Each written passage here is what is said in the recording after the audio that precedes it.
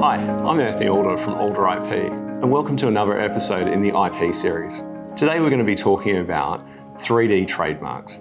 Now, 3D trademarks are kind of an odd sort of trademark. They're trademarks that protect a three-dimensional shape, and there's clear overlap between three-dimensional trademarks and designs. The differences are that basically a design will only last 10 to 20 years, depending on the jurisdiction that you apply for it. Where a trademark, a 3D trademark, will last indefinitely, so long as you keep paying the renewals. The other difference is in the scope of protection. A 3D trademark protects a trademark, but it only protects it against other people using it as a trademark, which means a trademark is really a badge of origin for where the product came from.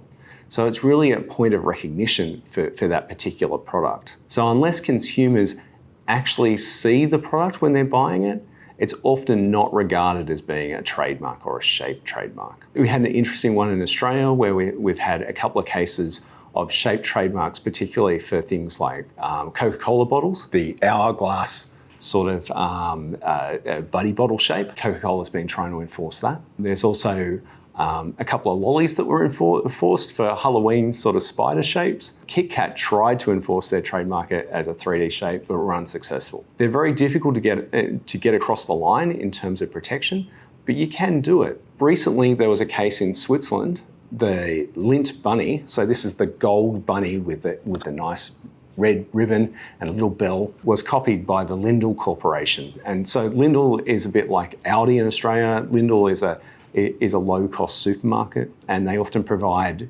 a white label version of their own products. They basically copied well, it looked very similar to the Lindt bunny. The Swiss court actually believed that there was infringement in this case. They actually upheld a 3D trademark based on the gold colour, the shape of the bunny, and also the ribbons that were attached. It does go to show you that 3D trademarks are important, and they are also valid. Despite what some people think, that 3D trademarks aren't valid, they are actually valid, they are enforceable, and they are enforceable in several countries around the world, not just Australia, but also Europe and the USA. It's important when you're considering protecting your product that you consider shaped trademarks and whether a shaped trademark is appropriate for your needs.